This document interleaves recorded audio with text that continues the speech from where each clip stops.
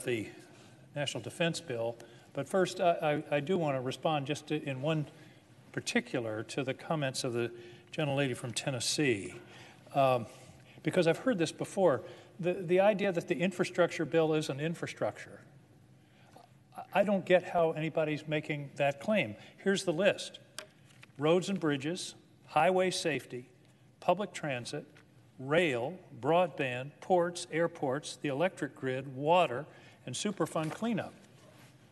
Yes, there are some small items for EVs and the facilitating of the electrification of our transportation system, but the vast bulk of it is what anybody would call infrastructure. Infrastructure is something you can kick. Infrastructure is something you can feel, and that's what we're talking about here. Roads and bridges, ports, airports, rail, broadband, that's the infrastructure of the 21st century. This is an infrastructure bill. And it ought to be recognized as such. There are plenty of things we can argue and differ with around here, but this shouldn't be one of them. And people are confused about it because they're being given confusing information. They're being told it's not an infrastructure bill. There's no real infrastructure. I've heard that. It's simply not true.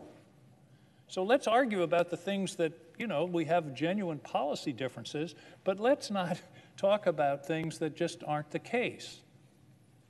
Ports, bridges, railroad, public transit, and yes, public transit is infrastructure. It may not be in Tennessee. It may not be so much in Maine, although I suspect there is some in Tennessee and there is some in Maine.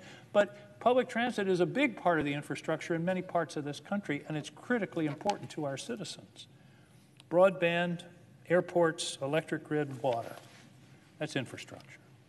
Now, in a few moments, we'll have what I hope is not a historic vote. It shouldn't be a historic vote. It ought to be a boring vote. The vote is to proceed to the National Defense Authorization Act for 2022, just as we've done for 60 years running. But I understand that there's a movement afoot to derail it because there haven't been enough amendments. I didn't get my amendment in, therefore I'm going to block this bill. Well, let's talk a little bit about the history of the bill. I serve on the Armed Services Committee, as does the chair. And both of us can attest that the Armed Services Committee is one of the most nonpartisan committees in the United States Senate.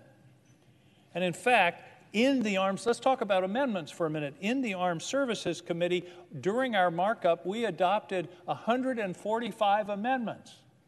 Most by agreement, by bipartisan agreement, by unanimous consent. There were a few roll call votes, but not very many.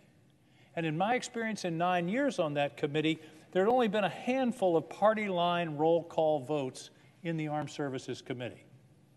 It produces some very odd bedfellows and some combinations that don't make much sense politically, but it's because the members of the committee put the interests of the United States of America first and make their decisions on that, not on politics. So, 145 amendments in the committee. Then there's a manager's package that we're going to be voting on today that has 57 amendments in it, 27 supported by Republicans, 27 by Democrats, and 3 that are entirely bipartisan. So we're up to 202 amendments. That's a lot of amendments to a piece of legislation. Not to mention the fact that the manager's package within the committee was developed largely by consensus between the two parties' leaders, Chairman Reed, Ranking Member Inhofe.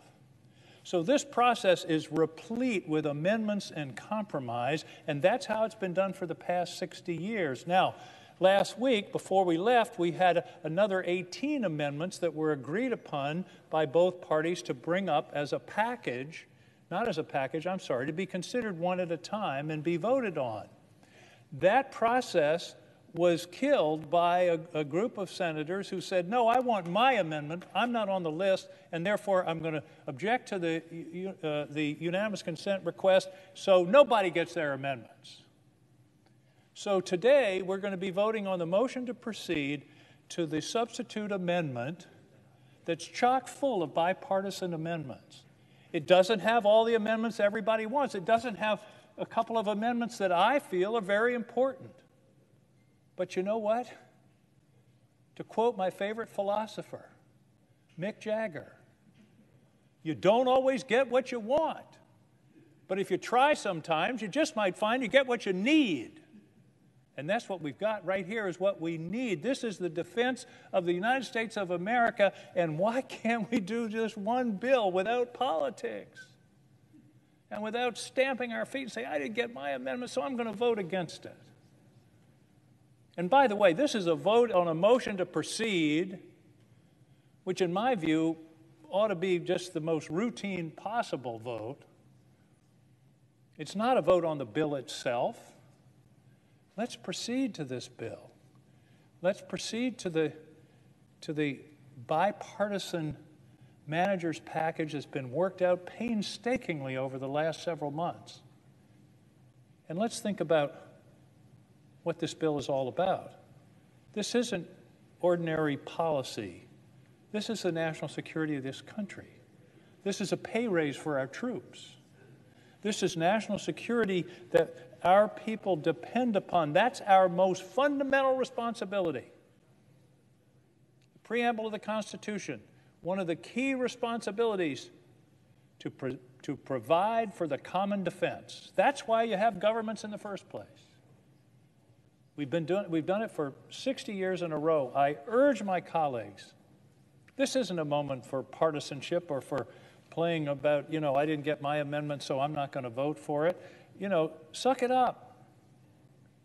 I'm going to vote for it. As I say, there are a couple of amendments that I felt very passionately about involving cyber and the protection of the country, but they aren't in, but I'm still going to vote for it because that's our responsibility.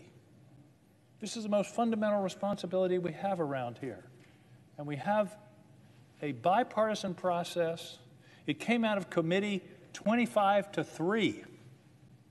2 Republicans, 1 Democrat voted against it. That's as close to unanimity as you can get on an important piece of policy legislation. So I urge my colleagues to vote yes on the motion to proceed and then to move the bill later this week, to meet our responsibility to the American people, to meet the responsibility that every Congress has met for the last 60 years. If we don't do that because we're angry that we didn't get something in or there weren't enough amendments, 202 amendments built on top of already a bipartisan package that was produced, the chairman's mark in the committee, to me is pretty full consideration. And I hope my colleagues will vote yes to proceed to this bill. It's our responsibility, and more than that, it's what's necessary to protect this country. Thank you, Madam Chair. I yield the floor.